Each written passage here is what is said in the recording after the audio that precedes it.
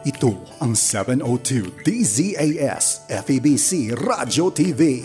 Ipinagdiriwang ang pinakamagandang regalo sa sanlibutan, ang Panginoong Hesukristo, pag-asa ng mundo, ang sanhi ng maligayang Pasko at manigong bagong taon.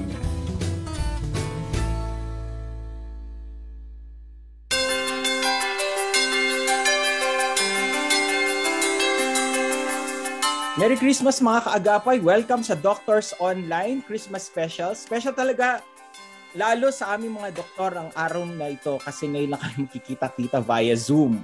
Ako po ang inyong doktor na OB-GYN, Dr. Chris Soriano. At meron po tayong kasama. Another Doc Chris here. I'm Doc Chris Cheng, Dr. Christopher, and I am a cardiovascular surgeon. How are you, Doc Chris? So, Hi, mahirap pala magtawagan ng Chris. Ano? Christopher. Are you also Christopher? How's the weather Christopher there? din po ako eh. Ano yung Quezon City yata tayo, no? Before po QC po ako ngayon. Nasa Pasig po ako. Okay. Opo. So, Kamusta? Kamusta, sir? Ngayon lang tayo nagkausap. yes, mabuti nga. And I see nga, niloloko ko kanina si Ma'am Jo, no? Si Ate Jo natin na kailangan pala maging good looking para maging host ng DOL. How is the Christmas preparation so far? Nafe-feel na natin, ano? Parang even last year kasi hindi natin masyado na-feel yung Christmas. Ano? But this time, I think people are starting to prepare for yung parang traditional na Christmas. Opo. Mas masaya ngayon nga po, Doc Chen, kasi ano nga po kasi 'di ba awa ng Diyos bumaba na ang cases ng COVID, tapos halos lahat vaccinated na, kaya sa amin sa family kaya I'll be able to spend my Christmas God willing with my family, with my pamangkins sa Laguna. And yung tradition din namin na to really see each other at nagre-reunion kami sa Laguna ngayong Christmas, kaya ang saya-saya, no? Kayo sir, kamusta sir? Well, nakikita lang natin na at least we see people going out of their houses again. Nakikita natin na yung Christmas last year, ang problema ng tao is may makain, may kinikita. At least this time, people can find time to buy things, prepare for parang get together. Iba na, no? Iba na talaga yung aura compared to last year. Opo, wala nang ganong fear. Actually, yung doon, it's the vaccination that really made an impact sa movement nating lahat. So anyway, Doc, nagkakamustahan tayo. Of course, syempre gusto natin batiin yung mga kaagapay natin nakikinig, no? Sa pamamagitan ng 1062 DXKI Coronadal at Care 104.3 The Way FM Legazpi. And also sa YouTube channel na 702 DZAS FEBC Radio TV. Mag-like na po, mag-comment at mag-subscribe na po kayo sa aming YouTube channel. Hello rin po sa mga nakikinig sa radio, sa 702 DZAS at sa pamamagitan rin ng internet streaming. At sa pagkakataong ito, introduce na po natin ang ating mga fellow doctors, ang mga host ng mga DOL or Doctors Online. Yan, good afternoon sa inyong lahat. Ako po si Doc Marlon Abad, ang dentista ng bayan. So makakasama rin natin si Doc Jomar, isang vet med, pero mamaya siya na mag-i-introduce ng sarili. At ating psychologist ngayon, si Toffee C. De Jesus. Good afternoon po sa ating lahat. Hello. Magandang hapon po. Merry Christmas po sa inyong lahat. Ako po ay natutuwa. Merry Christmas. Oo, natutuwa ako. Opo. Sige. Ako po si Yes, Doc Marlon sir. Abad yan. Opo. Sige. Siguro i-introduce na natin isa-isa ang ating sarili. Ano? Kasi hindi Sige tayo masyadong familiar pero I've heard some of your mga guestings sa DOL. Ano? So ako po muna. Siyempre, sabi daw nila alphabetical order. Yan ang nagiging problema ko before. Abad, ayan. Ako po si Dr. Marlon Abad, ang dentista. I am an orthodontist. And ano ba masasabi ko sa sarili ko? Ako ay mahilig. I'm a sports-minded person. Hindi ko alam kung bakit ako naging dentista. Pero mamaya ikikwento ko. Kasi medyo hindi nyo kalain bakit dentista ako ngayon. Ayan, yan lang po muna. At siyempre mamaya mukhang masarap ang kwentuhan natin. Sige po, yun lang po muna. Okay, so since nasibulan na ni Dr. Marlon yung sumisegue na si Doc, no. Pero anyway, yun yung theme natin ngayon kasi parang reunion tayo ngayon, tayo mga host ng Doctors Online, and it's really a first for all of us na talagang mag-host netong programa nito for many decades. Ngayon tayo ng mga doktor ang nagte-take over. But anyway, since getting to know ang theme natin, meron tayong mini Q&A na gagawin ngayon sa ating program. Kaya hindi muna puro medical questions sa pag-uusapan natin, puro personal para sa ating mga nakikinig, so that you will really get to know all of us. And kaya nga, Dr. Cheng, ano ba yung natin gagawin nating Q&A? Yes, meron tayong pinipare na actually simple lang, more of self-introduction po, no? So, babalikan pa natin ang mga ating mga co-host dito, no? Na si Sir Tofi. If we can give them time to introduce briefly their practice. Dr. Jomar. Yes. Dr. Jomar, I think alphabetical nga pala. Hindi alphabetical. Si Dr. Jomar muna. Yes, parang school. Opo. Magandang hapon po. Maligayang Pasko po sa inyong lahat. At ako po ay natutuwa at nakasama ko po ang aking mga idol dito. Wow. Mga docs, hindi niyo po na itatanong. Pinanunood ko lang po kayo noon. Ngayon, ako po ay talaga very, very honored to be here with you guys kasi talagang nakikinig po ako sa inyo araw-araw. Ngayon po, nakasama ko na kayo for the very first time at nakita at nakausap. At ako po ay talagang nasa Cloud9 po ako ngayon kasi Opo, totoo yan. Kasi pinapakinggan din namin kayo, Doc. Doc. Yan, kasi isipin nyo naman po, sa kauna-unahang pagkakataon, meron pong veterinaryo, doktor ng hayop, na kasama po ninyo. Natutuwa po ako doon. Kaya ako po ay nagpapasalamat na kayo po ay nakasama ko. Yan. Ngayon po Pasko. Yan. Salamat po. Yan. Very unique nga na merong vet med, no? Oo, docs. Kasi, syempre, isipin niyo po, yung sa aking practice as vet, sisimulan ko ng konti. Napakalawak po nung aming hinahawakan as a general practitioner. Actually, I specialize in orthopedic surgery. Okay. Orthopedic surgery in dogs. Usually, mga hit by car, nababalian. So, naglalagay po kami ng prosthetics at saka bakal. So, kumbaga, pinagsama-sama po yung dapat kong malaman sa inyong lahat at ini-incorporate ko po sa pasyente ko kasi bihirang-bihira pa po dito sa Pilipinas. Yung nagsispecialize talaga on a certain condition. So, it's very, very challenging for us, lalo na ngayon.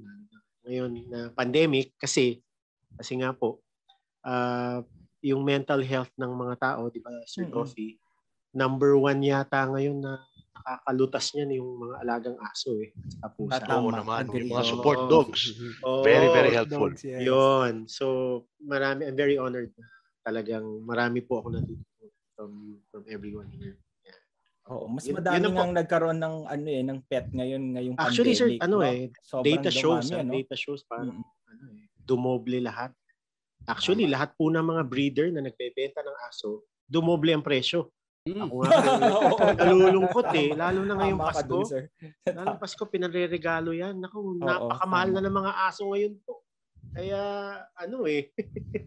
ewan ko, nag-take advantage po yung mga, negotiating. May demand kasi. Sige. Thank you very much, Doc Jomar, for your introduction. Tapos, siguro yung next actually, dapat si Dr. Abad pero tapos ba si Dr. Abad? Sige, paano ba? Si Dr. Cheng muna. Sige, Dr. Yes, ako po, Dr. Cheng. Maganda yung random. Hindi actually depende sa age. Ako, I'm Christopher Cheng. And I'm a cardiovascular surgeon. Ang tawag sa amin TCVS kasi thoracic cardiovascular surgeon. Pero I gravitated on cardiac surgery. So nandito po ako based sa Philippine Heart Center and I hold actually a position here. And although we still do minor procedures like yung mga vascular, pacemaker, I still do general surgery once in a while. So paano ko napapunta dito? Mamaya makwento natin sa mini sharing. Yes. Thank you very much. Who's next? Si Si Sir Tofi. Hi, how are you, Sir Tofi? Good afternoon sa inyo. Alam nyo, pag nakakasama ko kayo ngayon, alam ko na ibig sabihin kung paano maging Avenger. Yung tipong lahat ng katabi mo superhero. Diba? Oo nga. Ayan po, psychologist po, Topi De Jesus, tuwing Wednesdays. And yes, maligayang Pasko po sa inyong lahat. Ayan. Nako, iba tayo ngayon. All-star cast tayo ngayon. Kumbaga, talagang magandang bagay yan. And it's really nice to know dahil syempre tayo ang magkakasama sa pagtataguyod ng ating mga kaagapay na patuloy na humihingi ng tulong at patnubay sa Doctors Online. Ayan. Sige po. Said, huh? Okay. Sige po. I okay na. Nakaikot na tayo. First round. Ikot tayo. Round 1. Done. Dr. Liano, Dr. Chris. Sige, ako na magtatapos ng ating sharing. So anyway, isa po akong OB-GYN. Ang challenge is really yung kung sino magpapatingin ba sa'yo yung mga pasyente. Pero natutuwa ako kasi God was so good in a way na because of my rapport with patients, medyo okay yung mga pasyente. Tapos ng pandemic, parang sabi ko, thank you Lord, nag-second ako sa hospital in terms of admissions. So parang sabi ko nung pandemic, parang kasi hindi naman ako nag-stop ng clinic during the pandemic. Kaya tuloy-tuloy. And yun nakakatuwa lang sa akin kasi parang ang sa akin din, surgical din yung naisip ko kaya ako pinursu ang OB-GYN. It's because of the surgical part of it. Yung pag-opera, yung hysterectomy, mga ganon. So mas gusto ko yung surgical part ng OB kaya ako nagustuhan. Hindi ko na naisip yung dahil kasi puro babae pasyente, hindi. Naisip ko lang yung organ system na yun lang yung nakafocus at madaling mag-opera. So anyway, basically yan, salamat yan. So sa mga nakikinig sa atin, no. So yan, nakilala na natin, no. Yung surface, no, ng ating mga host ng Doctors Online. Ayun na si Dr. Marlon Abad, isang orthodontics dentist, di ba? Tama po ba, sir? Yes po. Orthodontic. No, hindi man paano ba yun? Hindi lang ng braces yun, di ba? Hindi lang braces yun, di ba? So, yung mga staff na yun, so si Dr. Marlon Abad ang person to go to. Tapos, ang mga aso ninyo, yan. Problema nag-ortho din siya, no? Ortho ng mga dogs. Kaya sa mga pets nyo na mga, yan, nagtatatalon minsan at napipilayan. So, meron na palang doktor na pwedeng puntahan at hindi lang basta-basta nilalagyan ng cast yan. In short, may pag-asa sa mga pets ninyo na wag naman sana maputulan ng paa. Mukhang may prosthesis, ano, Doc Jomar? Opo. Oo, so merong ganong pag-asa. At kung stress pa din kayo sa lahat ng mga bagay na yan, si Dr. Tofi is a person to go. Grabe, sobrang dami nating issues in terms of mental health, no, sir? Lalo na mostly, di ba, depression, actually dahil sa mga Twitter at mga Instagram. Busy kayo sa Tofi. Ganyan. Opo, punuan po talaga. Pero awa ng Panginoon, nakakaya naman. At saka, ano naman yan solvable, kumbaga, ang mental health concerns. Amen to that. At may solusyon. Yun ang gusto kong narinig sa iyo, sir, di ba? May solusyon sa mga bawat isa sa lahat, no? At ang pinaka-toxic sa lahat ng heart TCVS, cardiovascular surgeon, at ang Philippine Heart Center, grabe, naging sentro ng COVID yan, di ba, sir? Kaya extra challenge for luckily, compared to the other hospital, government hospital, kami yung nabigyan ng konting leeway para hindi masyado maging COVID center. Kasi ang reason namin is, nakiusap kami na if we convert Philippine Heart Center into another COVID center, pag may aatakin sa puso or anything na kailangan ng procedures, wala na mapupuntahan yung ibang tao. Correct. So nakiusap kami na kung pwede, wag niyo muna punuin ng COVID. Kasi COVID can be treated elsewhere. Pero ang procedures is kailangan dito, yes. Total, nasa tapat niya naman yung lung center. Bakit pa Yes, pwede both sides. Pwede nasa kabila. Tawid lang kayo, tawid lang. Tawid lang. Kabila na lang, ha. Sorry, hindi sa akin nang galing yan.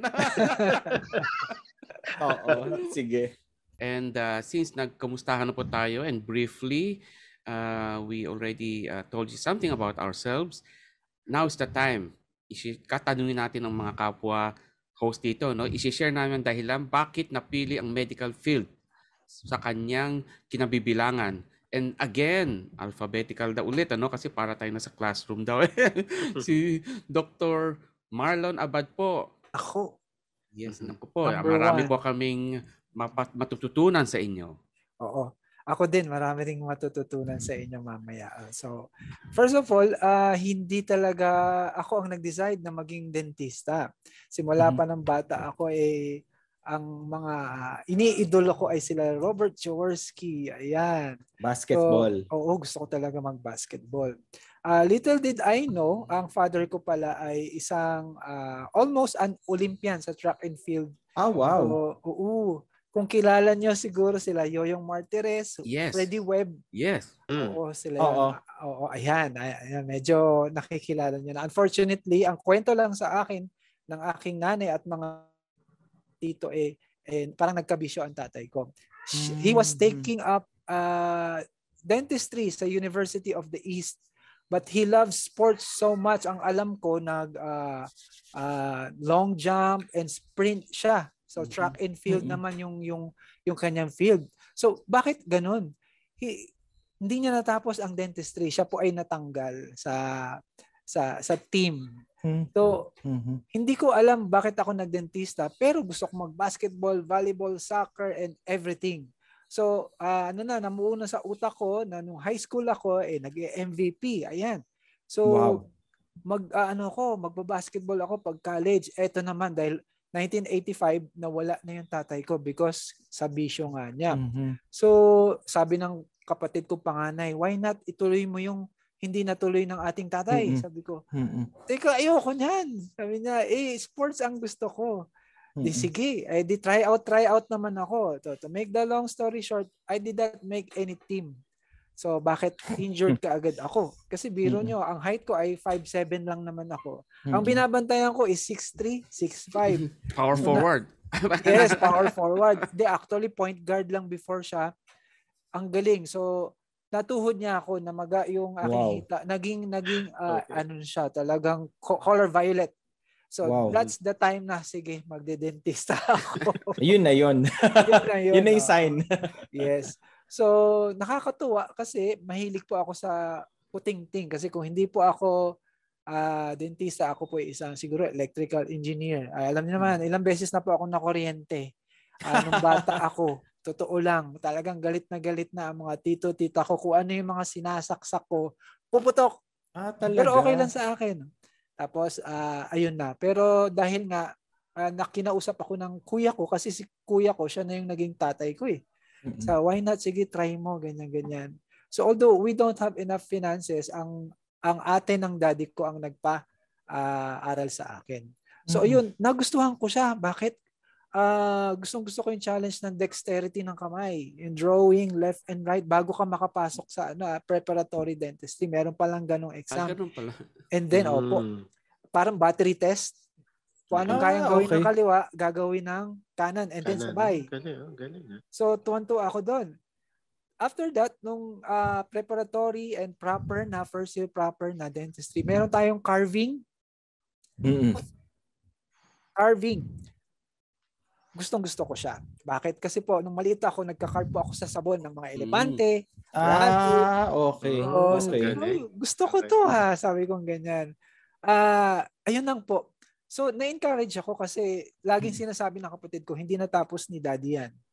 Sana tapusin mo. So parang sabi ko, I was designed parang katulad ng daddy ko. Pero siya, nag-fail siya kasi iba yung landas na pinuntahan niya Pero dahil doon, na-encourage ako. I have this, kumbaga, fighting spirit na nanggaling sa tatay ko. Siguro sa loob-loob ko, Dad, itutuloy ko ito, hindi mo natapos. So, pero on the side, ako po ay naglalaro ng basketball sa mga barangay and everything. Pero nasira po ang tuhod ko. Talagang hindi design yung katawan talaga. ko. Hindi ko maintindihan bakit in love ako sa volleyball, sa soccer, lahat yan. Uwi ako dito, galit na galit ang tita ko na ang kwelyo ko maitim, tapos punit-punit ang damit ko. Kasi after ng school, basketball, volleyball. So, masayang-masaya po ako doon. Pero, natapos ko po yung dentistry. Sabi ko, wow, natapos ko yung dentistry. Pero, ang utak ko, kaya ko pang mag-basketball. Pero, di ba? Hindi ko maintindihan. Pero, I fell in love with dentistry. Why? Nagkaroon ng mock, anong tawag doon? Mock board exam sa amin. Doon sa second floor, may tinatawag na fixed bridge. Magpe-prepare ka ng ipin para lagyan ng bridge yung ano. Pero dami lang yun. Out of mga 60 students, 2 lang kaming pumasa. Wow. And then, yung isa pa, Taiwanese, hindi Pinoy. So sabi ko, wow, Lord, siguro dentista nga talaga ako. So doon ko napansin na, okay, meron akong gusto, pero mas may gusto si Lord sa akin.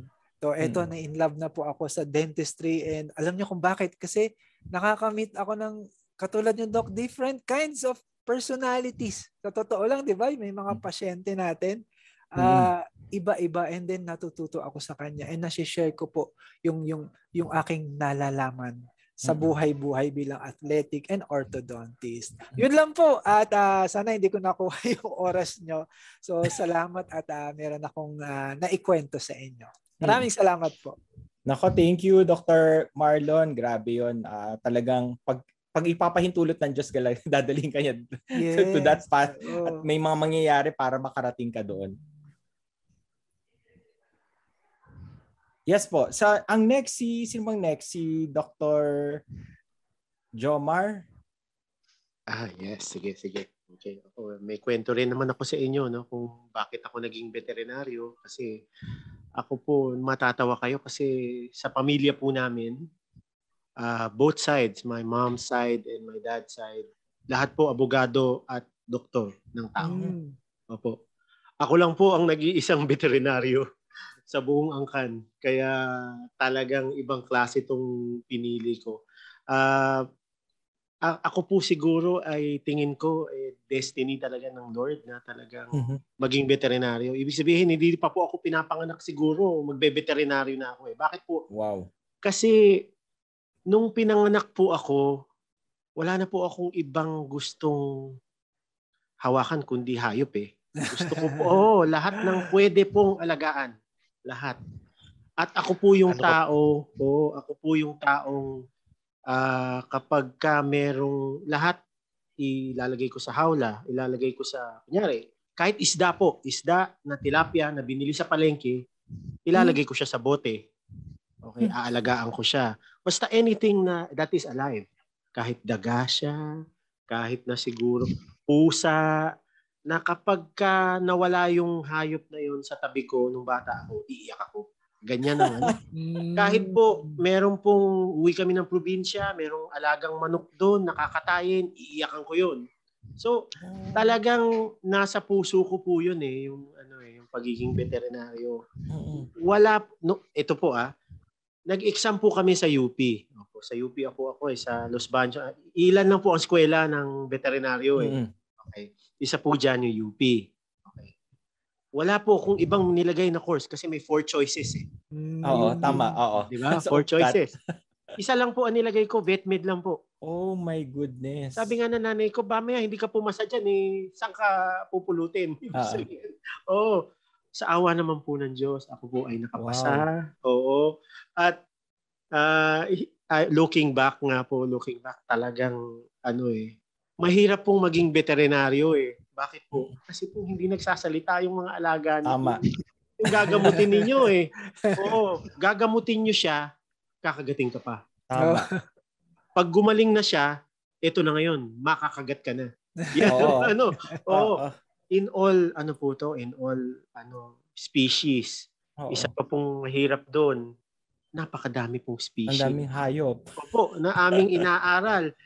Isipin niyo po, kailangan malaman ko yung baboy, kailangan malaman ko yung manok. Ngayon po, dati po kasi nung ako po ay graduate, pinili ko maging consultant ng isang swine farm. So, nag-concentrate ako sa babuyan. Kaya lang naisip ko po, bakit po ba ganito tong pagiging veteran? Akala ko doktor ako, pero nasa babuyan ka. Mabaho ka pagka nasa babuyan ka. Oo, amoy baboy ka din. So sabi ko, hindi po siguro ito yung gusto ko maging doktor.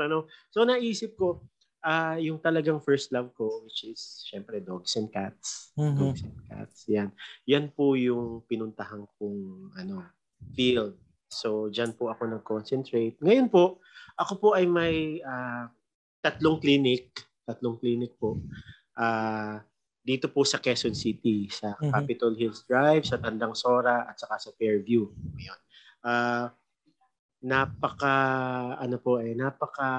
Ako po ay natutuwa kasi I'm talking to you doctors, distinguished doctors here, na akala ko po hindi ako makakalabas sa circle ng veterinaryo kasi maliit na industriya lang po kami.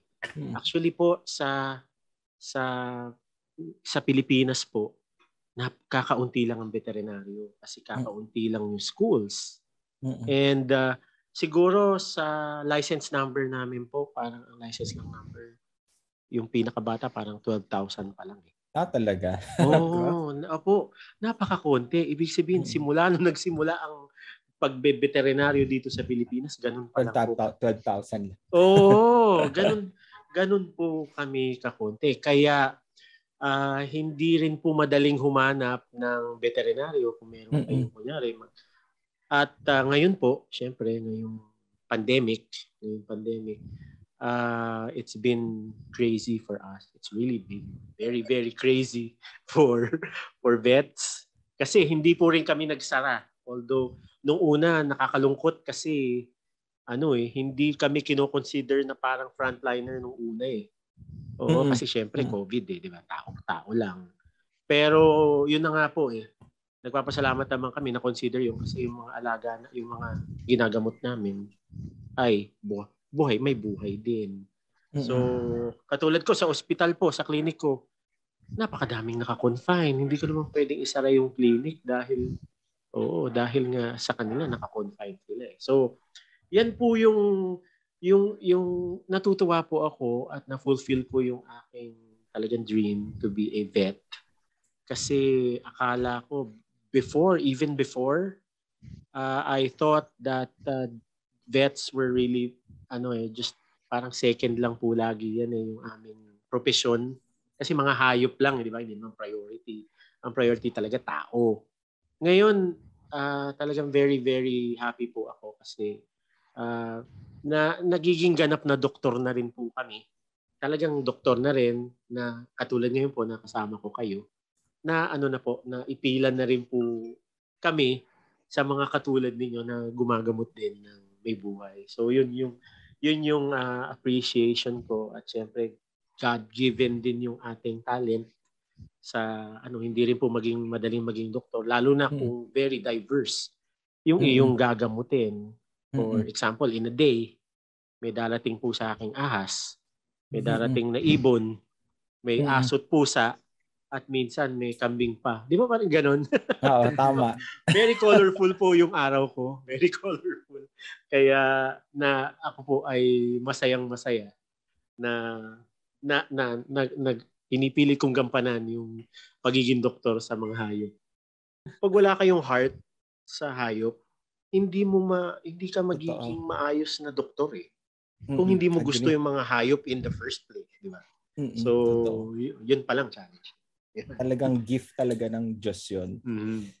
Okay, tapos sige, thank you very much Dr. Jomar. Dr. Cheng! Si Doc Jomar kasi deals with animals. Tayo po deals with makakausap nyo dito, minsan may mga sa tao, may mga asal hayop lang. Well, not kidding aside po, no? Kasi bakit ako naging doktor? Alam mo, minsan mag-iingat tayo sa mga pinagsasabi natin sa mga anak natin, ha? Kasi when I was a small kid, ang sabi sa akin ng parents, binigyan na kami assignment, ito maging architect, ito maging doktor. Ikaw maging doktor. Tingin naman ako. And then, I think that subconsciously sunk into my mind, no? And, alam nyo, masunurin ako, no? And Boy Scout naman ako. During that time, wala naman masyadong diversion. Aral lang ng aral. And I got so involved with music. And I thought I would become a musician. So, I play classical piano. I sing classical arias. Yung mga kinakanta ni Bocelli. Now, I started playing mga guitars. Parang kala ko maging musician ako. And I graduated sa high school, nagyayahan mga classmates. Ito, enroll tayo dyan I took up medtech, medical technology. Ano ba yun? Sige, kasi nobody was advising us before naman kung what to take, what is pre-med. Hindi ko alam na ang medical technology pala is a pre-med. So sama ako. And then I studied well kasi masipag naman talaga ako. Walang barkada, I don't go to parties. And I was able to get a scholarship in UST. So nakagraduate ako as a scholar. But naturally, people might think kasi na after that, tuloy-tuloy pagdodoktor. Hindi. Kasi you need money to get into med school. And muntik ako hindi makapasok. And nilakad ko po na as ma-maintain yung partial scholarship ko sa med school ng UST. And sa awa ng Diyos, of course, lahat ito may permission from God. Mukhang nagkaroon ng budget ng konting parents ko. Hindi ko na natanong kung saan ang galing yun. But awa ng Diyos, nakatapos tayo.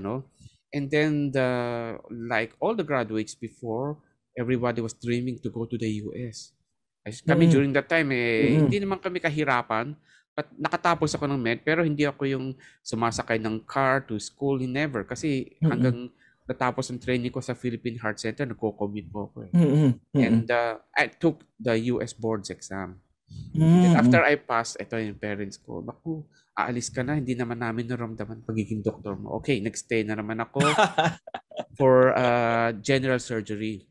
And then after that, nag-expired yung US exam ko. Meron pa na expiration. I didn't know. So again, I took again. And then, natapos na ako this time. My parents really, by that time, is getting sick.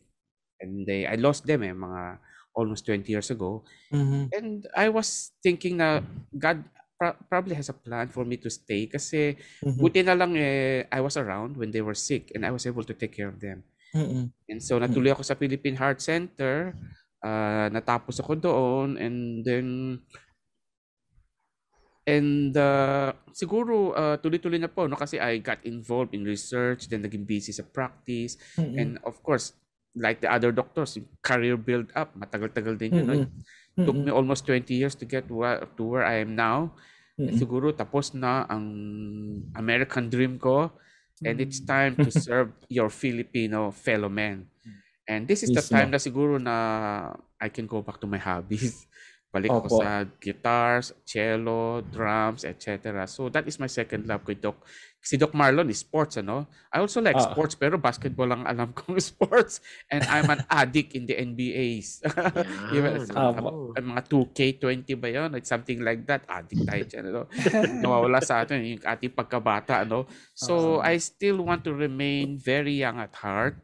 And ayan lang po masishare ko sa inyo, kasi yung iba I'm sure the other host here has more interesting stories to tell.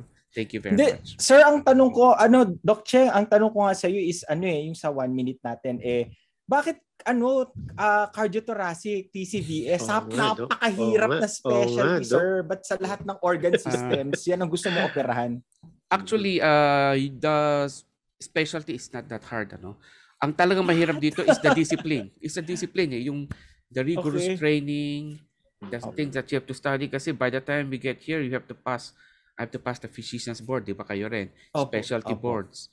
And then I have to pass specialty board of general surgery. Then I have to pass our boards. Ng subspecialty. Tapos meron pa kami to get into fellowship, you have to earn something.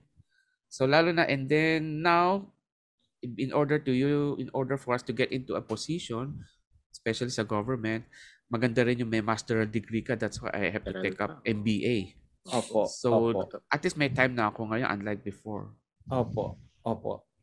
Nako, yun. Grabe, ang daming ganap ng kay Dr. Cheng, So sabi niya napaka-disiplina lang daw kailangan. Ang hirap kaya ng cardiovascular surgery. Disiplina kasi lang Yes, saka siguro very understanding family kasi time loss talaga sa kanila Totoo yun. Totoo po yun. I'm sure kayo ganun na. Everybody na nag-train dito, nag-aral, experience that kind of sentiment. Talagang family ang nawawalan. Opo. O pakinggan naman natin sa si Sir Toffee. Kayo naman ba't napadpad sa psychology? Alam mo, Doc Chris, pag tinatanong ako dyan, dalawa ang sagot ko. Pag gusto mo rinig yung professional answer, ang sinasabi ko, curious kasi ako sa buhay ng tao. Pero kung gusto mo yung medyo personal na sagot, sadyang chismoso lang sa buhay ng iba. Marites ba? Tolly. No way, oo. Hindi, pero kidding aside, bata pa lang talaga ako, I always have questions about people. Lagi ako nagtataka okay, sa mga ginagawa ng tao, sa ugali ng tao. And nung lumalaki rin ako, syempre, sa loob ng subdivision, talagang iba't ibang uri rin ng tao ang mga makakasalamuha mo. Nandyan yung talagang sweetie-sweetie na couple, nandyan yung couple na parang araw-araw talagang bangayan day. So kumbaga, habang lumalaki, curious. Yes, 'Di ba? opo. Curious ka, curious ka. Tapos pagdating mo sa school, nandun din, meron kang kaklaseng bully, may kaklase kang iyakin, may kaklase kang talaga namang napaka-sweet sa'yo na pinagbabaon ka pa. So, minsan magtataka ka, lagi akong nag-o-observe na parang, aba, anong meron kaya dito at bakit ganun sila? Tapos pagdating ko ng high school, ayan na-solidify na. Nagkaroon pa dati ng palabas nung 90s naabutan naman siguro natin lahat 'yon. Naalala mo may palabas na Frasier dati sa Sitcom. So tuwang-tuwa ako sa kanya. Psychiatrist siya pero nagraradyo din.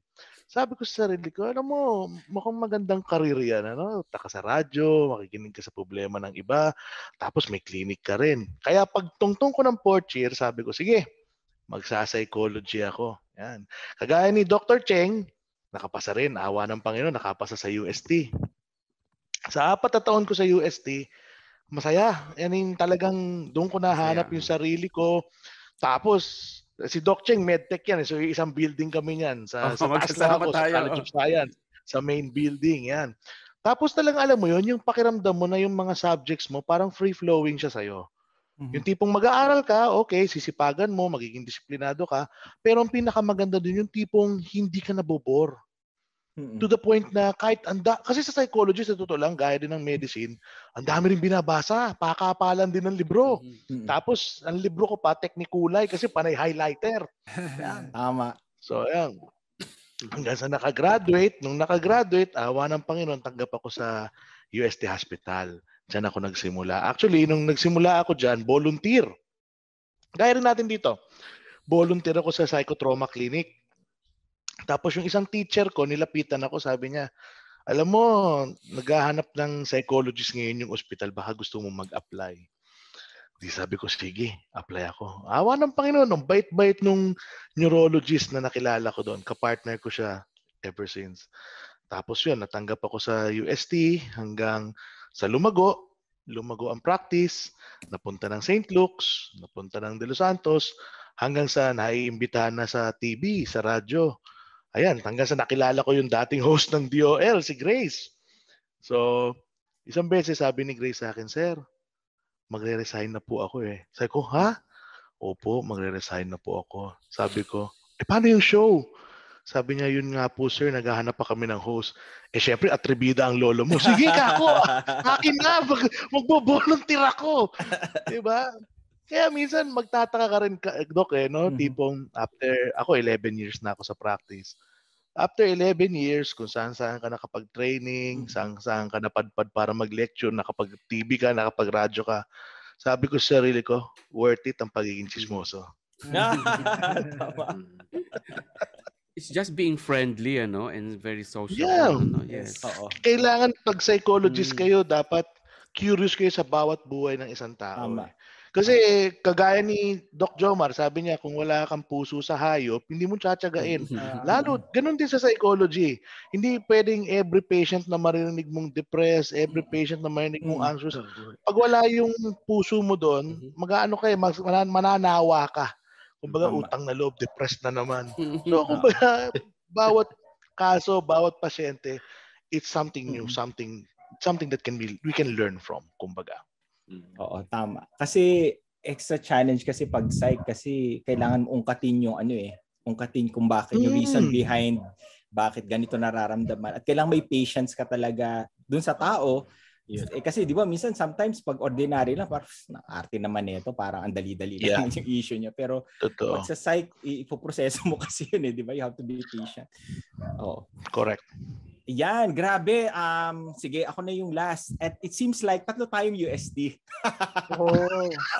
Anong batch ka ba, Ayun na nga ang tatanungin ko kay Toffee. Baka nabutan mo ako. I teach in UST Med, College of Med now ako rin po, nagturo rin ako dati dyan. Yes, until 2016. BS Psych din po ako sa UST. Pare-pareho po tayong building, sa main building. Main building. BS Psych ka, Sir Toffee? BS Psych ka din, di ba? Yes, BS Psych, yes. Anong batch mo sa UST? Kakalabasan. 2009 ako. 2009. 2009 ka gumraduate? Yes. Okay. 1996 ako gumraduate ng Psych. Ayun, nagkalabasan na nga. Check. Yun ang tanong ni si Doc. 1989 ako natapos ng med school. 98. Ako 2001 ako, sir, natapos ng UST Med. Opo, 2001 UST Med. So anyway, diretso 2009 tapos 2012 masters naman sa UST din. Correct. Ayan, talagang mga taga-UST pala tayo. Mga Tigers pala tayo dito. Kung sana magaling din sa basketball, no? Naabutan ko yung 4 feet ba yung 5 feet? 4 feet. Naalala ko yun Yes. Sobrang, lahat yun, inatendan ko lahat yun. Taon-taon yun, ng 4 feet hanggang makagraduate ako ng 4 feet ba yun? Tama, first year. Yata nakaabot 4 parang 3 lang. Tapos nag-med na ako ng first year, wala na, hindi na. Wala na yung last year ng UST. Pero anyway, yung sa akin naman parang yung pag-med sa akin, hindi dahil sa may factor na din Sino ba yung nagsabi nun na parang kailangan mo may magpatulay? Ay, si Dr. Abad, no? Yung lolo ko kasi sa father side, nag-med kasi siya daw before, sabi ng dad ko tsaka ng lola ko. Sa UP siya nag-pre-med siya. Tapos kaso nung nagkaroon ng gera, 'di ba? Yung nagkaroon ng yung death march. Buti hindi siya nakasama doon, nakasama siya sa medics siya. So hindi siya nakasama sa death march. So anyway, after that wala na nung nagkatapos ng gera, nagkanya-kanya na ulit, hindi na niya pinursue yung med. So parang may lingering thought sa family na parang sana may magpatuloy, pero hindi ko alam yun kasi naging konsehal yung lolo ko na yun, so parang wala naman na pag-usapan about it. So anyway, going back, so parang meron kasing scholarship din na inoffer yung Philippine Veterans Affairs Office sa lola ko, dahil sabi parang meron daw isa dapat na apo na pwedeng maging scholar. Ngayon nagdesisyon yung mga yung father side ko, yung lola ko, ganyan, na kung sino ang usapan is ibibigay yung scholarship sa isang apo lang, pero ang usapan dapat magdo-doktor para pagpatuloy yung legacy. So para ako naman, out of the blue, biglang nag-psych ako, nag-BS psych ako, wala akong alam dyan, nag-BS psych ako, actually gusto kong maging guidance counselor for some reason. Tapos naisip ko kasi parang maraming pwedeng puntahan ng psych Hindi ko gusto mag-doktor. Kung tatanungin ako ng bata kung anong gusto ko, hindi ko gusto maging doktor. Iba yung gusto ko. So parang natuwa ako sa guidance counselor, training, HR. Sabi ko parang gusto ko ata yung mga ganito na parang nagtuturo, nagtitrain. Tapos eventually, in-offer sa akin ng lola ko na, nagsa-psych ka pala, di ba pre-med yan? Ito na yung scholarship na pag-usapan na ikaw na, itutuloy mo na. Parang, oh my goodness. So wala na akong choice. So tinanggap ko na lang as is. Tapos eventually, ito rin, sino ba yung nagsabi na UP lang, UP VetMed, no? Si VetMed, yun lang in-applyan. Ako, isa lang in-applyan ko ng med school, UST lang. Kasi feeling ko, sabi ko, kung ito hindi ako pumasa, talagang hindi na talaga, para sabihin ko sa parents ko, hindi na ako talaga for that. In fact, nag-apply pa nga ako sa actually Jollibee yun, Jollibee, pero sa head office as organizational development position, OD. Parang sabi ko, bagong opening yon. Tapos sa mga barkada ko, ako lang yung tinawag for another interview for organizational development na position. Sabi ko, sige, binalikan ko yun. Sabay yun nung lalabas ang result ng med. Biglang lumabas yung result ng med. Alam ko hindi ako matatanggap. Sa grabe pumasa ako. Tapos sabi ko, grabe patay paano na to. So pumasa na nga ako. So yun na, nagtuloy-tuloy sa med. Tapos after nun, wala akong ka-idea na hindi ko alam may clerkship at internship. Wala akong alam doon. Na-discover ko na lang ng third year na ako. Sabi ko may clerkship pala, may internship pala. Hindi ko alam, may residency training pala. Hindi ko alam yun. Tapos eventually, na-discover ko na parang gusto ko mag-opera. Tapos nung na-assign ako sa Fabella noon, grabe sa Fabella, puyatan yun, nagpapaanak, ganyan. Tapos for some reason, sabi ko parang gusto ko itong buhay na to, yung emergency, may mga anak, mag-o-opera, papaanak ka, hanggang madaling araw, walang tulugan kami. Ako na-enjoy ko siya, yung mga barkada ko parang pagod na pagod. Tapos sabi ko, grabe, gusto ko ata itong pursue. Naku-curious ako paano ginagawa ito, yung yung art and medicine ng art and science ng OB-GYN. Tapos pag-opera, ang bilis nila mag-opera, tapos wala silang katakot-takot. So eventually nagpursue ako ng residency training yun sa Medical City. Tapos hindi ko alam na ako lang yung lalaking nag-apply doon, tapos mataas pang nakuha kong score nung application. Ang mindset ko lang was really to really understand the art and science behind OB-GYN. Hindi ko naisip na kung na babae lang lahat yung pasyente. Tapos eventually nung tumatagal ang lumalaon nung magkapag-graduate na ako, sabi ko, teka muna, parang mahirap ata magkapasyente pag ganyan. So ang naisip ko nun after that is to pursue teaching, kasi Sunday school teacher ako noon, tapos parang gusto kong balikan ng pagtuturo. So I was thinking of teaching na lang after my training in OB-GYN. So kasi baka prospects ko of having patients baka wala. And eventually nag-masters ako ng health education sa UP.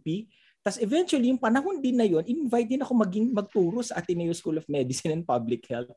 And then, for some reason, God was so gracious, and yung plano ng Diyos, grabe, sobrang hindi ko in-imagine na magtuturo ako doon. And right now, I'm a module coordinator for OB-GYN, and I'm part of the faculty development of the school, teaching teachers to teach. Parang sabi ko, Lord, ang dami mong ginawa sa akin na wala sa bucket list ko yun na nandito ako ngayon kung saan mo ako dinadala. Siguro added na lang itong pag-host natin, no, na parang sabi ko, grabe si Lord. Kung magplano siya, 'di ba nga, sabi, for I know the plans I have for you.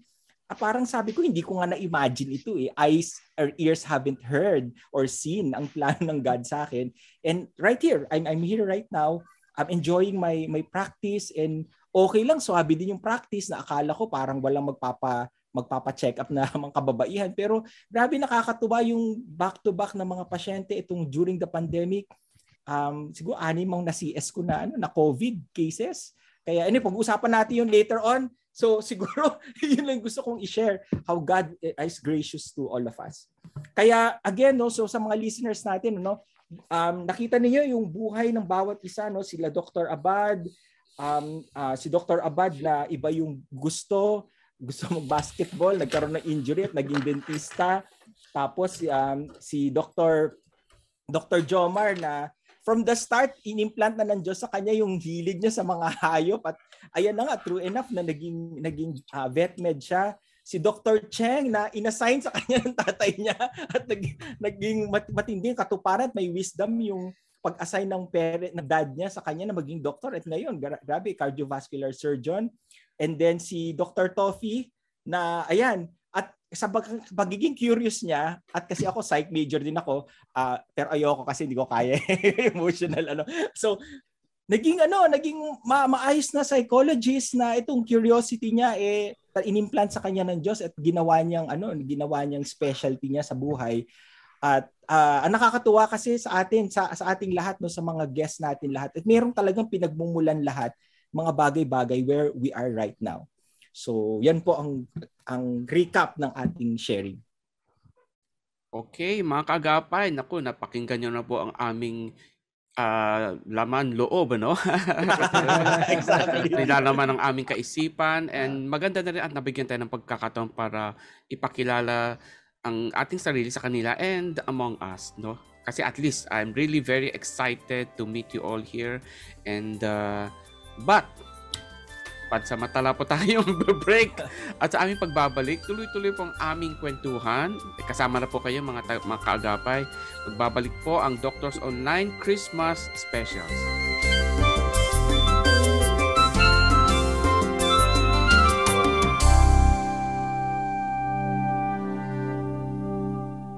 Ito ang 702 DZAS Christmas Specials.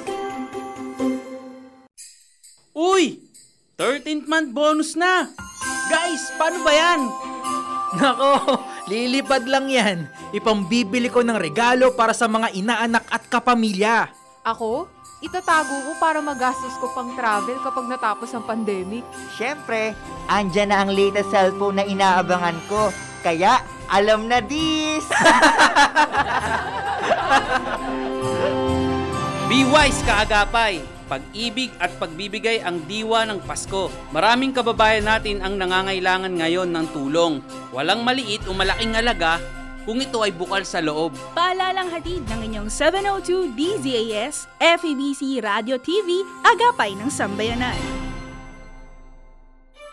Ito ang 702 DZAS FEBC Radio TV.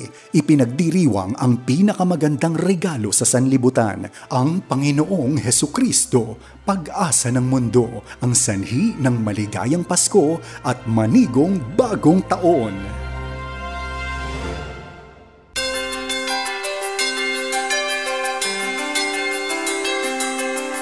At nagbabalik ang Doctors Online Christmas Specials. Ikaw pa rin ay nakatutok sa 702 DZAS FEBC Radio TV.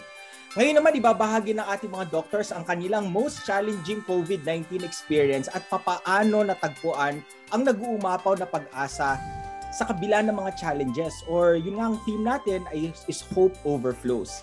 So pakinggan natin ang bawat isa. Susimulan natin kay Dr. Abad yung kanyang briefly yung COVID-19 experience and paano niya natagpuan ang pag-asa dun sa mga experiences niya na yun. Sige po, Dr. Abad.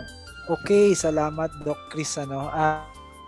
Hindi ko sila paano umpisahan, pero medyo maliwanag pa rin sa akin kasi bago yung lahat. Una-una, pumutok ang bulkan January yun . So, Opo. Ayan na. So, tuwan-tuwa pa ako kasi may ashfall kasi naalala ko nung pinatubo. Na-experience natin yon. So, pinakita ko sa anak ko, ayun yung ash, naglalakad sila. And then, sabi ko, okay, galing ako ng church noon. And then, a few months, namatay si Kobe Bryant. Teka. I'm a Jordan fan. Panahon ko yun . Pero, nung kay Kobe Bryant, kasi idol niya rin si Jordan . So, naapektuhan ako. Sabihin ko sa inyo, umiyak ako. Umiyak talaga ako. Iyak ng pasikreto. Siyempre, pumutok yun . Talagang yung all over the world. So, eto na. Tapos biglang parang nawawala ata ang internet ko. Eto na, nag-announce na ng pandemic. Yun nga. Kaya na, COVID, nag-announce na ng pandemic. So, March 15 yun. Sabi ko, teka, siguro in 2 weeks time, magsasara ako. Ayan na. So, 3 weeks na wala pa rin. So, overall, at least 1 month po kaming nagsara kasi hindi pa alam ng mga dentista kung anong gagawin . Ang sabi lang sa amin, don't accept patients. Kasi syempre, bibig talaga yan. So, ayan, nag-seminar kami and everything. Even nag-remodel po kami ng clinic. Sabi ko, teka, ayokong mag-hire ng mga karpentero or kung ano man. Kasi nga, hindi natin alam. Sila rin, baka positive. Talagang ano pa tayo nun nagulantang, hindi alam ang gagawin. Puro sa tulong at awa ng Diyos kasi mahilig ako sa carpentry. Ayan, tuwan-tuwa ako sa electrical.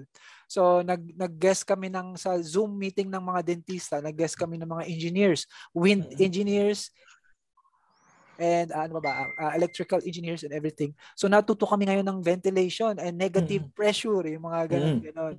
So tayo, Doc, yan, natutunan natin yan. So ako gumawa lahat. Pero, ito Doc Toffee, sabihin ko sa inyo, Doc Toffee, kasi I am a strong person. I never back down, sabihin ko sa inyo, kahit ano pa yan. Tumulo ang luha ko habang ini-install ko yung UVC light sa electrical. Sabi ko, wait, totoo na to . Sabi ko, ibang klase ang effect sa akin. Yes.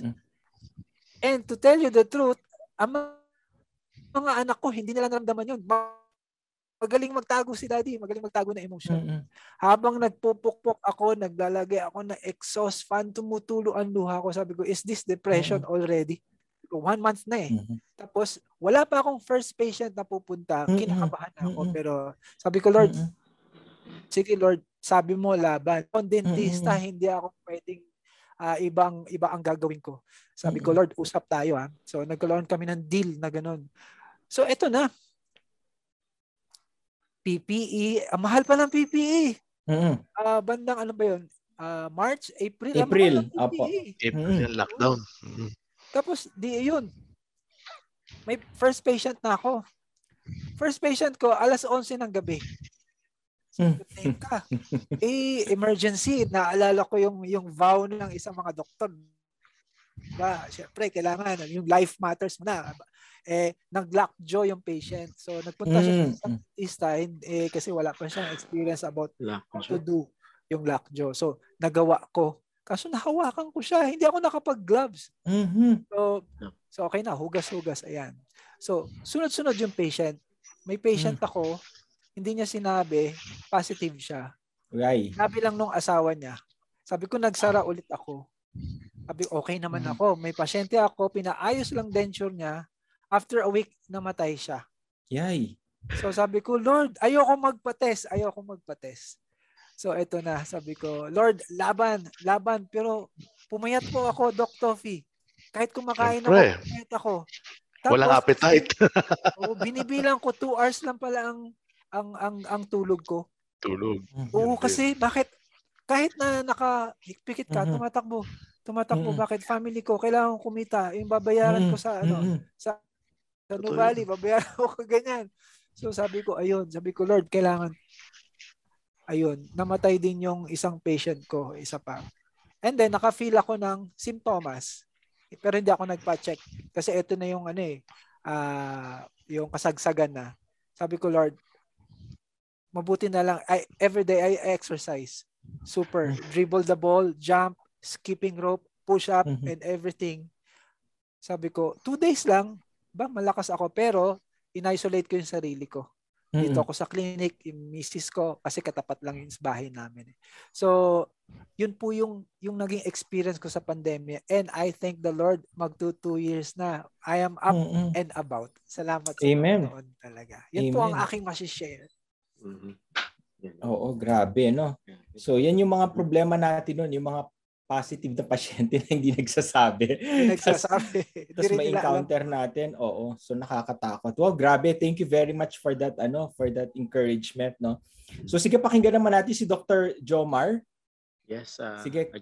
Again, kwento ko din sa inyo yung COVID experience. Actually, very very painful din yung yung nangyari sa amin, lalo na for us, my family and my wife's family. My wife is also a vet. So, dalawa kami dito sa practice namin and in a couple of clinics. So, ang nangyari, my dad passed away 2020. And kasi may COPD yun eh. So, nung time na yun, hindi na rin namin alam kung talaga bang COVID din yun. So, parang dahil nga dun sa sitwasyon, kasi respiratory siya. So, parang kinonsider na lang namin. Tapos, after a few months, yung father-in-law ko naman, which was, he tested positive for COVID din naman.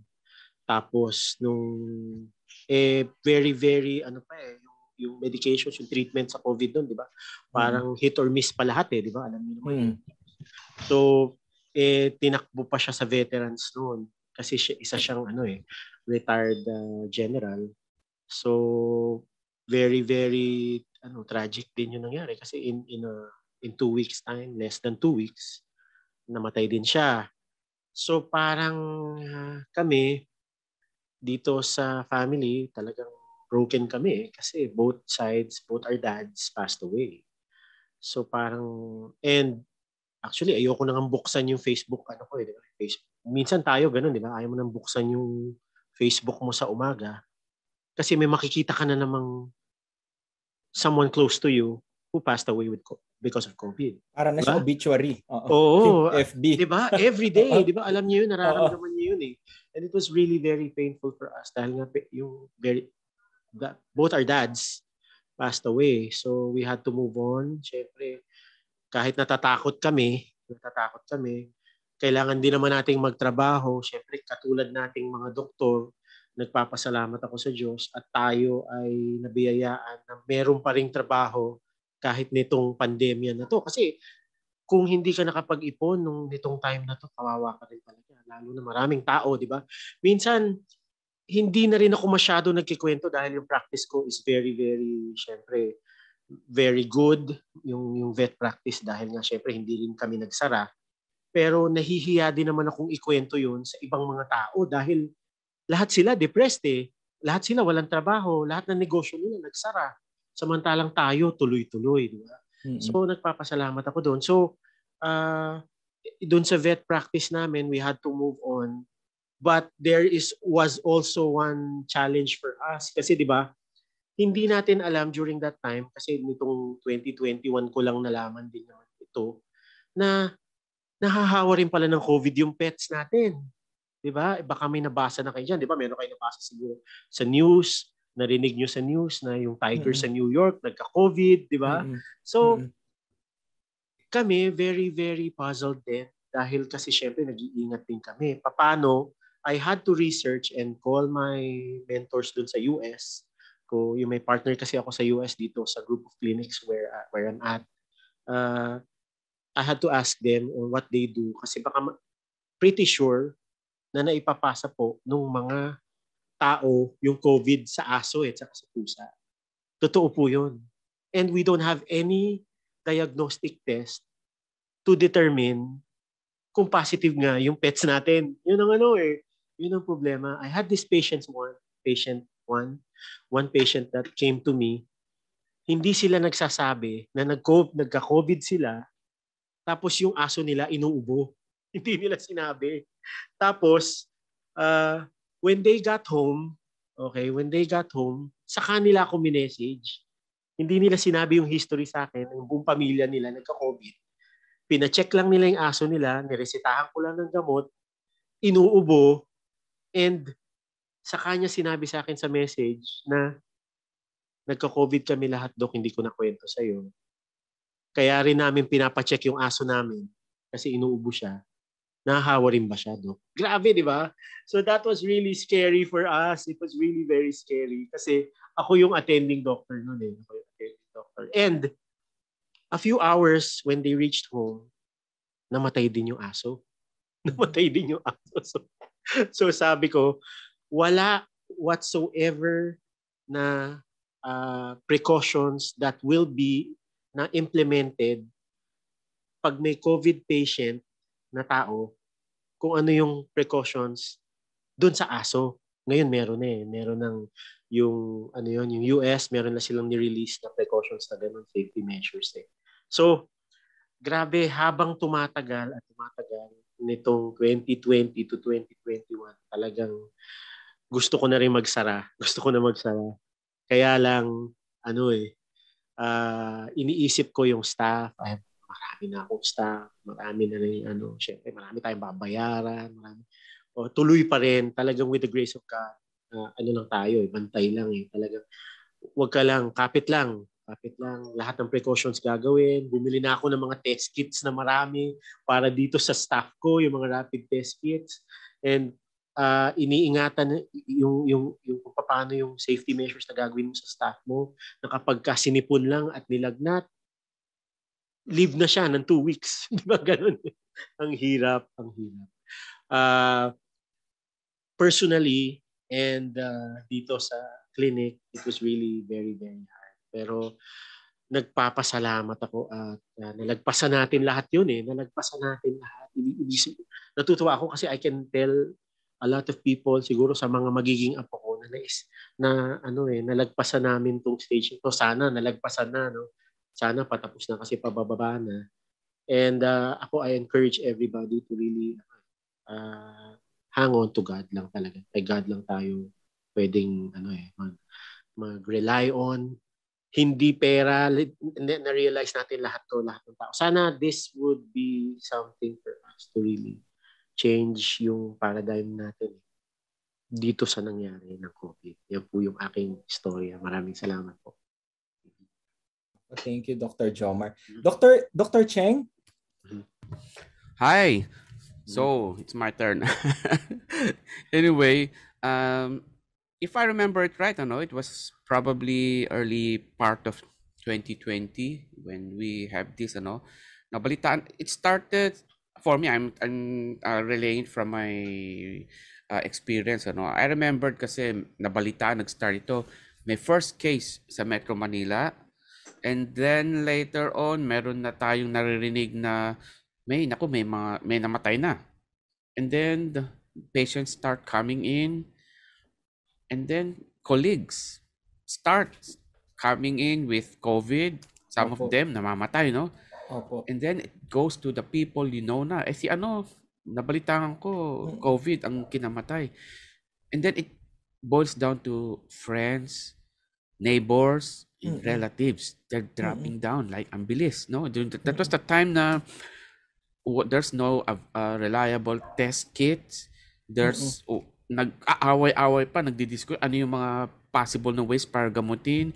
In fact, even our intensive critical care is not even sure how to take care of this severe COVID. Paano yung pag-intubate? Dapat ba? Lately na lang na-discover na it is better na dapat padapain, or before they say na mas maagang intubate, the better. So maraming questions. Even I think the whole world doesn't know what to do with this virus during that time, no? Sa hospital namin, I cannot say actually that I'm a frontliner, no? Kasi frontliner in a way na we are health workers, but nasa third tier na siguro ko sa line kasi we have the trainees, sila usually nasa front talaga, the nurses. And we have a very good, very organized naman yung parang administrator namin dito. And we were instructed to not to do surgery on COVID patients kung hindi emergency, or if it is not life-threatening. Life-threatening, most of our patients here naman usually na-atake, pero hindi naman yung immediately may mangyayari, because pag pinasok yung isang pasyente sa loob ng operation, paglabas yan, baka buong hospital, buong ward niyan may magkakaroon ng COVID. And during the time, again, we're not even so sure how to do the test, walang treatment. I remember every night, kaming mga head ng mga divisions will have to do meetings, update. Sino mga pasyenteng na-admit, sino mga na-operahan. And it is the time that hindi pa famous ang Zoom. We were using Messenger pa, no? Messenger, video calls. Marami pa lang natutunan during this pandemic. And then, I was very glad about Zoom kasi there are a lot of things pala that you can do with Zoom. We can even work at home. And then, it started naman that, buti na lang at nagkaroon na ng, gradually, nagkaroon na ng mga diagnostic tests that are quite reliable. And I remember during this time, I had to haul up myself sa condominium namin sa Green Hills. Kasi ayaw ko pa uwi ng misis ko, no? And I can understand that, no? So if I'm going to work, then I better not go home. So anong nangyari yun, 2 or 3 weeks din ako nagstay. And eventually naman, it improved, and we started doing procedures na. Yung mga minor and yung mga mas urgent. Tatatandaan ko, we have to invest like what si Doc Marlon was saying earlier, yung PAPR, no? Kailangan namin bumili. And tama, napakamahal nun. We're talking of 60,000, 70,000, 80,000. And financially, we are still okay, no? Kasi in 20 years of practice, 30 years of practice, may naipon naman. But I remember, awang-awa ko sa mga people na no work, no pay. Meron kami sweldo, kahit hindi kami tumitingin ng patient, we still have. Pero I remember every time, buti na uso rin yung GCash, no? GCash that we can just send aid, padala kayo ng pera. And eventually, we felt na minsan nahirapan ako tulungan lahat kasi I cannot help everybody. And well, it was that time that makikita nyo talaga yung suffering ng humans na, and I'm very glad the Filipinos usually take it very, very well. A Filipino can still laugh and smile kahit na down na talaga sila. And as a medical practitioner, you cannot be you cannot just be a doctor. You have to be a person, a Filipino. And buti na lang after all these things, and dumating ang vaccine, and eventually we are actually almost 100% of our working capacity now. Things are getting better after all these people who died, who made their sacrifices. So I hope we learn something. We learn a lot from this pandemic, and I'm still beginning to see the silver lining out there. And thank God that we are still here to serve our mission. And the COVID pandemic really made us learn a lot of things beyond description or beyond contemplation. Yun lang masasabi ko about this COVID pandemic, my experience. Yan. Thank you, Dr. Cheng. Ako yung sakripisyo na hindi ka muna uuwi dahil kasi para hindi mahawa ang family at nakakatuwa yung kwento rin ni Dr. Jomar na yung mga hayop na nagka-COVID na hindi naman natin napansin na nagkasakit na pala sila. Sige po, Sir Toffee. Yes po, yung sa inyo po. Nako. Sa akin, tama si Doc Cheng, nagsimula yung mga March, April. Eto na. Buntis ang misis ko ng 2019.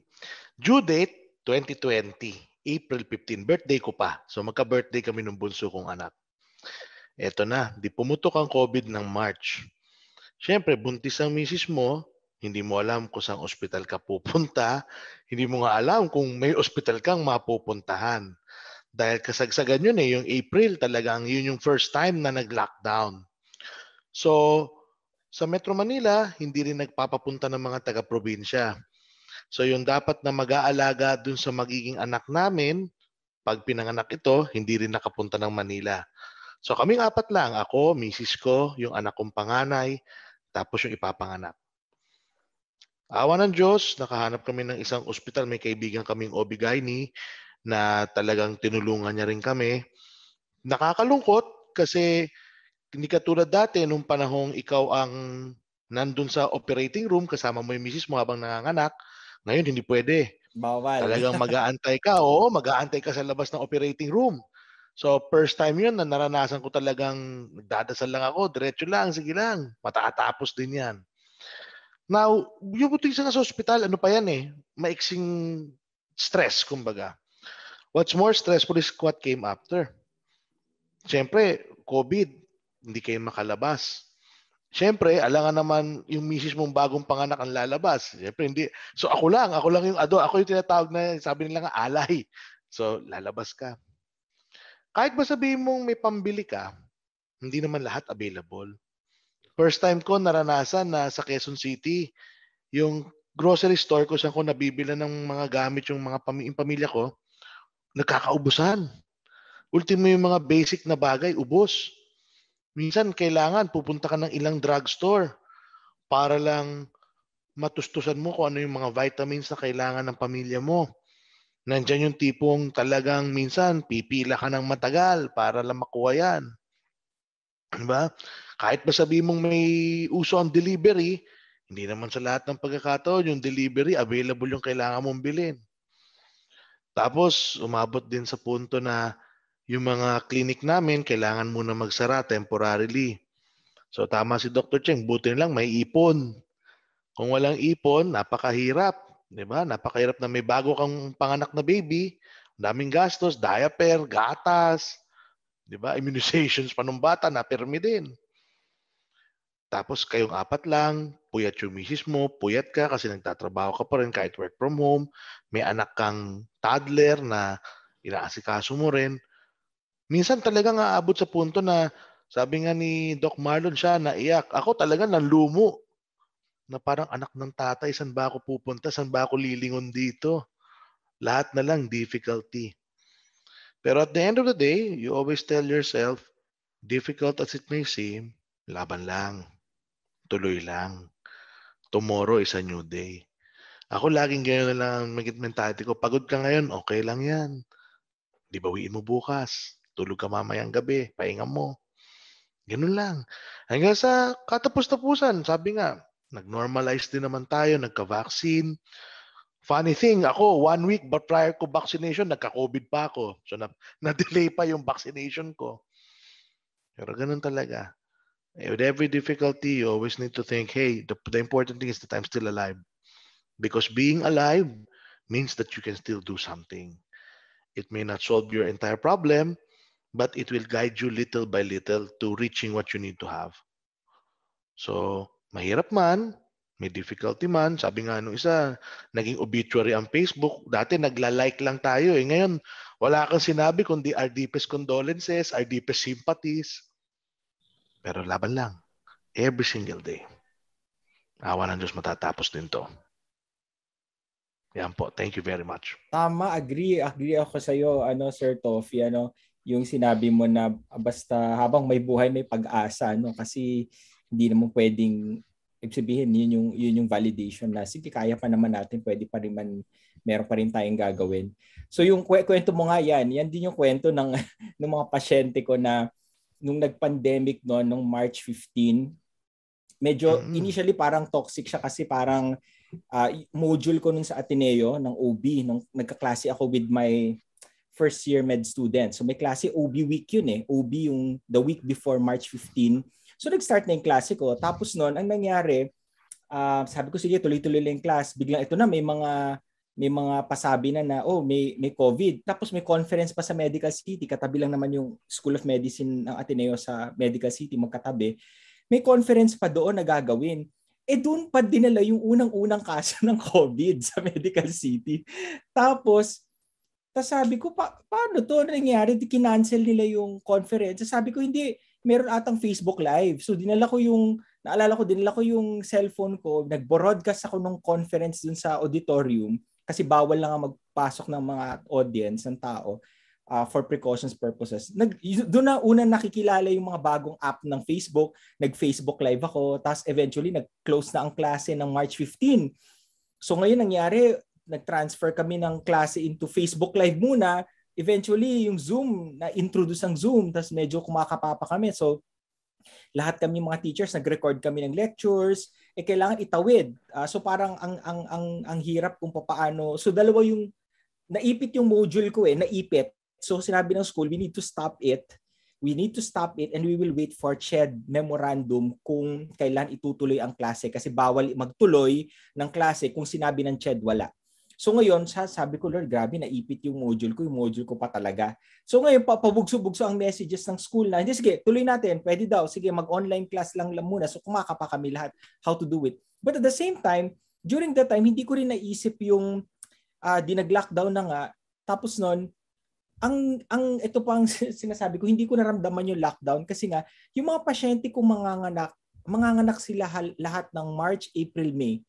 Sunod-sunod silang nanganak one after the other. Tapos noon medyo, syempre yung policies pa about admissions sa mga buntis, hindi pa alam kung mag-RT-PCR ba, mag-antigen test ba, papayagan ba o hindi, may symptoms ba o wala. So hindi namin alam sa mahal-mahal pa ng RT-PCR, para 8,000, 9,000 pa noon. So talaga added cost sa pasyente. Pag hindi mo pa na-test yung pasyente at dumating at manganganak na, ililipat mo dadali mo kaagad sa isolation room na ang mahal-mahal pa noon ng cost ng isolation room para lang manganak sa pasyente. So anyway, so matotal naitawid naman So parang sabi ko, Lord, salamat dahil madaling araw umuwi ako kasi malapit lang yung condo ko sa ospital at ako lang mag-isa rito sa condo. So parang hindi ko naramdaman yung lockdown ng March, April, May kasi back-to-back sila nanganganak. So parang nagpaanak ako nung gabi, aalis na ako, uwi na ang condo, biglang, Dok, yung pasyente mo, mayroon sa ER, yung pasyente mo, ito na po, susunod-sunod, nakakatuwa. So parang sa akin, yung nakita ko doon, na sabi ko, Lord, hindi ko naramdaman yung lockdown. And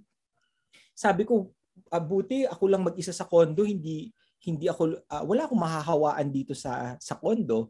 Tapos nilalakad ko lang yung ospital, ang lapit. So parang hindi ako na-toxic. Tapos yung clinic ko, nag-close ang clinic ng hospital, pero nag-request ako na pwede po bang magbukas tayo ng isang kwarto sa hospital kasi hospital-based yung clinic ko. Pwede bang magbukas ng clinic kasi nga may mga patients po akong na may for follow-up. So the hospital was gracious enough to open the clinic, a space dun sa hospital. Nag-clinic ako. Tapos sabi parang sekretarya mo, hindi, okay na po, kahit wala sekretarya, ako na. So ako lahat, syempre ako lahat, vital signs, ako lahat, pati pag-singil ng TF. So ikaw na lahat, pati resibo, lahat. Ikaw lahat, ako lahat gumawa. Hindi ako nag-stop. So parang God was, sabi ko, Lord, kung ito yung, kasi na-feel ko yung anxiety ng mga mag-asawa, yung couples na nababalitaan mo na hindi nila alam kung saan sila pupunta, may doktor bang nandyan o whatever. Tapos mga colleagues ko din na mga OB hindi rin nag-clinic intentionally kasi may mga pamilya sila, natakot sila. So parang sa akin, I took advantage of that in a way to help patients to have that clarity na mawala yung anxiety nila. Nagte-text sa akin, Dok, may clinic ka ba? Sabi ko, meron akong clinic. Walang problema. So nagtuloy-tuloy ako. So sabi ko, yun nga ang naging ano ko doon is sabi ko, Lord, ikaw na lang magpoprotekta sa akin. If this is your will na may mga namamatay na doktor, sunod-sunod, di ba? Dami mga doktor, may mga kaibigan ko nakilala, grabe, namatay na sa COVID. Sabi ko, Lord, ikaw na po bahala. Kung will mo na itutuloy ko tong pagki-clinic to serve the patients that you give me, because ang belief ko kasi every patient's appointment is God's appointment. So kung dadali mo yung mga pasyente ko rito, then so be it. Then I'll serve hanggang kung magkakasakit ako, then ikaw na bahala sa akin. So yun lang. Tapos parang sa akin, nagtuloy-tuloy ko hanggang from that time on until now. Tapos ang prayer ko lang din, sana yung mga parents ko hindi magkasakit. True enough, hindi naman sila nagkasakit, pati yung family ko na nasa Laguna sila lahat, na they stayed put, hindi sila nagkasakit hanggang ngayon, wala. I lost my mom, ito lang May, pero not because of COVID but because of cardiac disease. Pero other than that, I'm still thankful for God na talagang nag-uumapaw ang pag-asa kapag ang hope natin nandito, no, na si Kristo nasa atin, no, na merong higher purpose ang lahat ng bagay ng pandemic. Kahit ano pang pandemic yan. Kaya parang nakakatuwa dahil God sustained us. And it seems like sa akin it is an encouragement to hear everybody that despite the individual trials, tinulungan tayo, no, na lalo yung mga dentist, may mga friends pa ako na dentist na talagang nag-close ng clinic. Naisip ko din yun aerosol yun yung itsura na yun. And may mga friends ako na nag-stop ng practice as a dentist. And I can feel yung struggle ni Dr. Marlon na grabe, totoo yun, na sabi ko grabe yung impending closure ng clinics. Tapos yung mga hayop na hindi mo alam na hinawaan mo na pala, na sana yun na yung support system mo, biglang nahawaan mo yung hayop mo na hindi mo alam. So isang bago rin yan, di ba? Tapos buti awa ng Diyos sila Dr. Cheng, di ba? Kasi yun din naisip namin, sir. Actually, ang plano namin was to bring my mom sa Philippine Heart Center kasi may friend ako diyan na interventional cardio. Pero naisip ko, alam ko kasi may dinalang COVID diyan, 'di ba? Na case noon na hindi nag-umamin yung pasyente, 'di ba? Sabihin na hawang actually, doktor. yes, that's very true, no. Pero I'm also practicing my cardiac surgery cases there sa Medical City, and I have to discharge one of my patient there. Naka-schedule na yan, I have to cancel. I remember kasi I also practice there. And I also handle some cardiac surgery lessons here sa Medical Ateneo Med School. Meron pa akong mga lectures sa third year. Anyway, totoo yun, kasi katulad sabi ko, it started from one patient, nakalusot. Pag nakalusot ang isa, parang mabilis yan. Patient 0 becomes patient, di ba? Yung sa epidemiology natin, ang bilis mag-spread. And buti na lang, I'm very glad that we have doctors like you na who are really talagang hindi natatakot kasi ako kasi personally, if I don't have a family, I will not be that scared. Kasi minsan yung family mo kinatatakutan mo talaga. Opo. Totoo 'yun kasi yun yung siguro yung naging ano naman sa akin dahil ako lang naman ako, single lang naman ako. So parang nakapagpatuloy ako na mag-serve. So anyway, makaagapay with that, iniiwan namin sa inyo ang ating Christmas theme at Bible passage na matatagpuan sa Isaiah chapter 9 verse 6 na for unto us a child is born, unto us a son is given, and the government shall be upon his shoulder, and his name shall be called Wonderful, Counselor, the Mighty God, the Everlasting Father, the Prince of Peace. Dr. Cheng, yung mic po. It has been our pleasure serving you, our kaagapay sa pamamagitan ng Doctors Online. Muli po, ako po si Doc Christopher Cheng, ang inyong cardiovascular surgeon.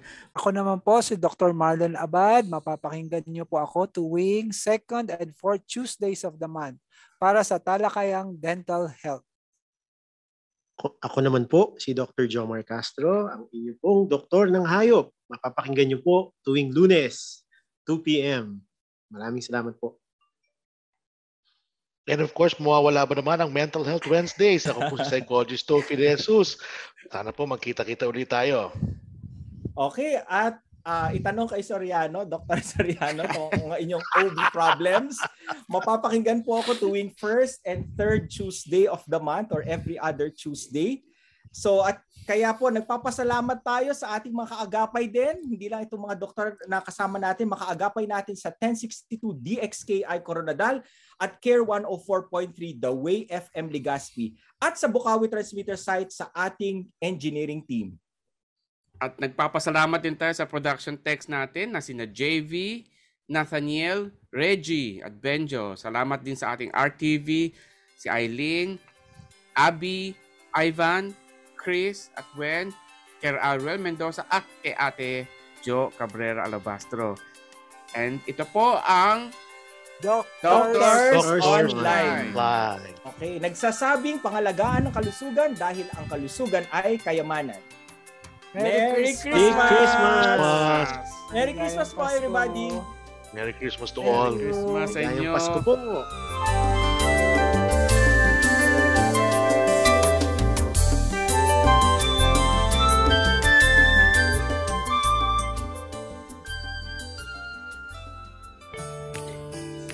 Ito ang 702 DZAS FEBC Radio TV. Ipinagdiriwang ang pinakamagandang regalo sa sanlibutan, ang Panginoong Hesukristo, pag-asa ng mundo, ang sanhi ng maligayang Pasko at manigong bagong taon.